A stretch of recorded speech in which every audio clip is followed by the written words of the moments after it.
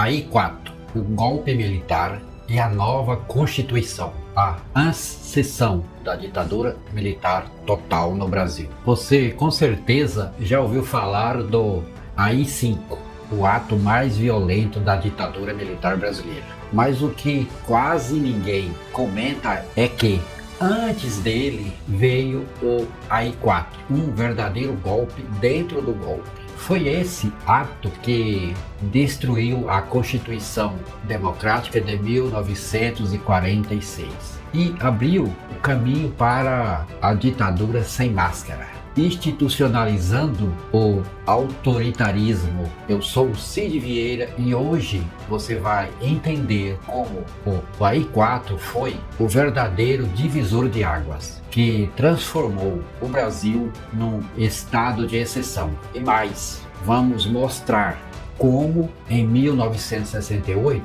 o povo reagiu nas ruas, nas universidades, nas fábricas e como o regime respondeu com sangue e repressão. O contexto: o regime se consolida de 1964 a 66. Após o golpe militar de 64, o Marechal Castelo Branco assumiu a presidência, prometendo manter a ordem e devolver o poder aos civis. Mentira! O que vimos foi uma sucessão de atos institucionais, começando pelo AI-1, que caçava mandatos, suspendia direitos políticos e instaurava o autoritarismo por decreto. Enquanto isso, a oposição foi silenciada, os sindicatos foram todos sufocados, a UNE foi colocado na ilegalidade e a imprensa começou a ser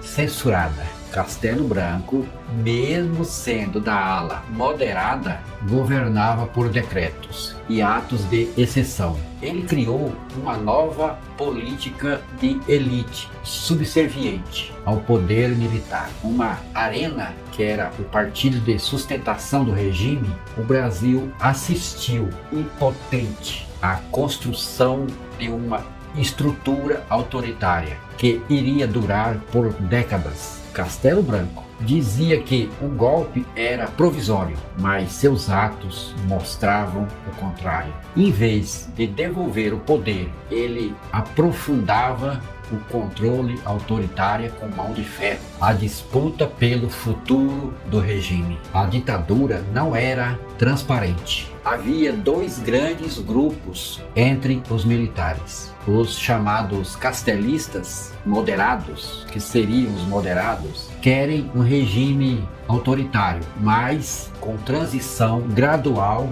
e limites institucionais. E tinha o linha dura, representada por figuras como Costa e Silva, que defende a perpetuação da ditadura com mão de ferro e repressão total à oposição. A elite civil, grandes empresários, banqueiros e donos da mídia, viam com pavor o crescimento da mobilização popular, como greves, passeatas e a atuação da UNE. Achavam que Castelo Branco estava sendo brando demais com a oposição. Então eles decidiram apoiar Costa e Silva, garantindo seus privilégios, mesmo que isso significasse apoiar um regime abertamente violento e autoritário. A elite econômica, que sempre temeu a mobilização popular, preferiu um ditador brutal a um povo consciente e politizado. Em 1966, o mandato de Castelo Branco estava chegando ao fim. Mas, em vez de devolver o poder aos civis como ele havia prometido, os militares decidiram permanecer no controle. E daí nasce o AI-4. AI-4 em 1966. O AI-4 foi editado em 7 de dezembro de 1966, com a justificativa de convocar um Congresso Nacional para votar uma nova Constituição. Mas havia um detalhe crucial. O Congresso que votou a nova Constituição era apenas uma caricatura. Deputados caçados, outros amedrontados, muitos colocados ali para cumprir ordens. Não foi um parlamento, foi um teatro armado para dar verniz jurídico ao autoritarismo. Ou seja, o AI-4 não era apenas um convite à criação de uma nova Constituição. Era uma ordem imposta sob coerção militar direta, numa farsa legislativa armada para dar verniz legal ao autoritarismo. Entregue em 12 de janeiro de 1967 ao presidente do Congresso Nacional, o senador Auro de Moura Andrade. Sua função era legalizar o poder autoritário dos militares. E daí vem a Constituição de 67, quando o golpe virou lei. Em 24 de janeiro de 1967, o Congresso aprovou uma nova Constituição, um texto autoritário, centralizador e antidemocrático, que dava poderes totais ao presidente da República, inclusive para legislar por decreto-lei, consolidar os atos institucionais como instrumentos legais acima da Constituição, aboliu a estabilidade dos servidores públicos, facilitando perseguições desenfreadas. Criou a figura do estado de emergência permanente, como se o país estivesse sempre em guerra. Essa Constituição foi feita sob coerção, sem nenhum debate popular e nem dos parlamentares, e redigida para institucionalizar o golpe. Ela transformou o Brasil em um estado de exceção permanente. Costa e Silva assume o poder em 15 de março de 1967. O general Arthur da Costa e Silva assume a presidência, eleito de forma indireta por um Congresso manipulado. Em 3 de outubro de 1966, ele representava o avanço da linha dura, com um discurso populista prometendo crescimento econômico e segurança nacional. Mas o que ele trouxe, de fato, foi repressão total. Costa e Silva institucionalizou a censura,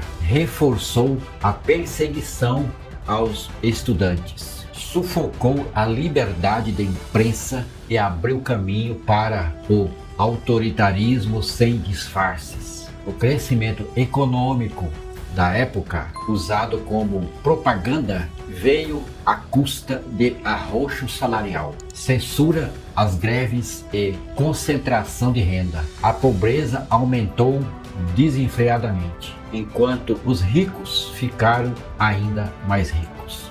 Mas e a sociedade? Ela reagiu. O Brasil em ebulição. O ano de 1968 foi o ano da resistência, inspirado por revoltas estudantis na França, nos Estados Unidos e no México. O Brasil também foi às ruas. Nascia a resistência à ditadura no Brasil, inclusive a resistência armada. E daí por diante foi só perseguição desenfreada a esses grupos. Estudantes da UNE, mesmo na ilegalidade, organizaram passeatas e protestos e ocupações. Surgiram movimentos culturais de resistência, como o teatro de protesto e a música engajada. Greves operárias e manifestações populares se espalharam. A repressão respondeu com muita violência. O estudante Edson Luiz, de apenas 18 anos, foi assassinado com um tiro no peito pela polícia militar no restaurante Calabouço, no Rio. Seu enterro se transformou em uma manifestação gigantesca, mas foi reprimida com brutalidade pelo regime. Em junho, mais de 100 mil pessoas tomaram as ruas do Rio de Janeiro, na histórica Passeatas dos 100 mil, pedindo o fim da ditadura. A resposta do governo: mais censura, mais perseguição, mais violência. Os centros de repressão, como o DOI-CODE e o DOPS, se tornaram máquinas de tortura e morte. Estudantes, artistas, camponeses, operários, políticos e até religiosos foram perseguidos e assassinados. A resposta do regime ao grito das ruas: tortura nos porões, silêncio na imprensa e chumbo nas universidades. O estopim para o AI-5. Em setembro de 1968, o deputado Márcio Moreira Alves fez um discurso histórico, conclamando a população a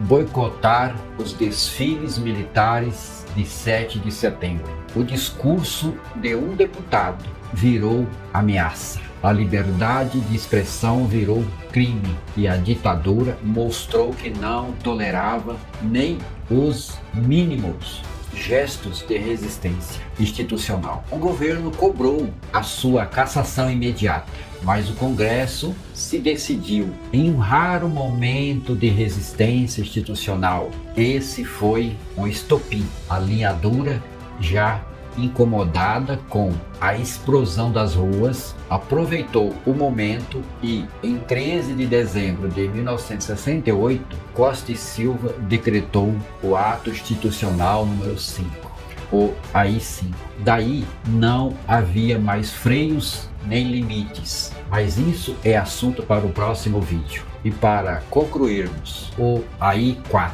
o começo do fim, ele foi a legalização do golpe, o enterro definitivo da democracia, que ainda assim resistia no papel. Ao permitir a criação de uma nova Constituição sob tutela militar, o AI-4 transformou o regime de exceção em norma jurídica. A partir dali, o Brasil não estava mais sob uma ditadura. Ele havia se tornado formalmente um Estado autoritário. O que se seguiu foi o aprofundamento da repressão, e foi aonde nasceram vários grupos pelo Brasil afora, vários movimentos de resistência à ditadura. Estava apenas começando. A grande repressão a esses movimentos se deu já lá em 71, 72, foi quando eles conseguiram fazer a eliminação desses grupos de resistência. Mas ali, em 68, com o AI-4, se insurgiu vários movimentos contra a ditadura. Praticamente junto com o AI-4, depois da nova Constituição, quando eles legalizaram a Constituição para dar legalidade ao autoritarismo, nasce junto com ela os movimentos revolucionários, os movimentos operários, movimentos estudantis, movimentos de camponeses, todos contra a ditadura. O que se seguiu foi o aprofundamento da repressão, o silenciamento de vozes dissidentes, a criminalização da política e a naturalização da violência como instrumento de governo. E a elite que apoiou esse processo todo. A elite não queria estabilidade ou segurança nacional. A elite queria preservar seus privilégios, nem que para isso sacrificou a liberdade de um povo inteiro. O AI-4 pavimentou o caminho para o AI-5, que foi o ato mais brutal da ditadura, e selou o destino de uma geração que ousou sonhar com justiça social, com reforma agrária, com educação pública de qualidade e com soberania popular. Foi o começo do fim da democracia no Brasil e o início de uma era de trevas que ainda projeta sua sombra sobre o nosso presente. Por isso, lembrar que o AI-4 é mais do que recontar a história. É um ato de resistência contra o esquecimento. É um alerta. Toda vez que a democracia é ferida em nome da ordem, quem sangra primeiro é o povo. No próximo vídeo, vamos mergulhar nos eventos que levaram à edição do AI-5, o ponto sem volta do regime militar, e o início dos anos de chumbos mais sombrios da nossa história. E se você quer entender como o Brasil mergulhou no terror do Estado e como surgiram os focos de resistência, não perca, curta, se inscreva no canal, ative as notificações e compartilhe esse vídeo para que mais pessoas conheçam os bastidores desse capítulo sombrio da nossa história. Até o próximo vídeo. Tchau!